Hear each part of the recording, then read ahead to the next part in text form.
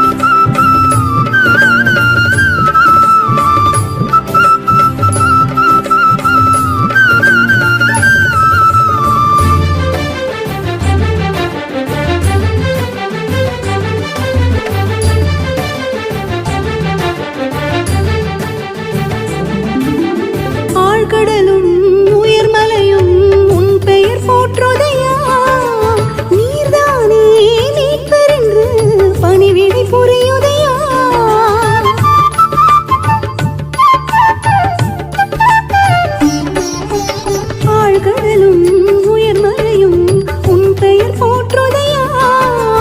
நீர்தானே மீட்பர் என்று பணிவிடை புரியுதையா.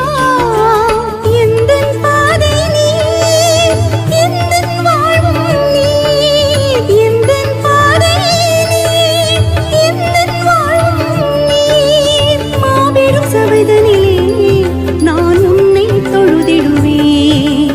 மாபெரும் சபைதனிலே நான் உன்னை தொழுதிடுவேன்.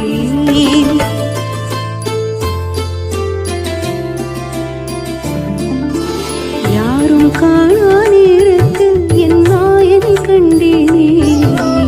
அல்லேலூயா அல்லேலூயா அல்லேலூயா. விழிகள் தேடிய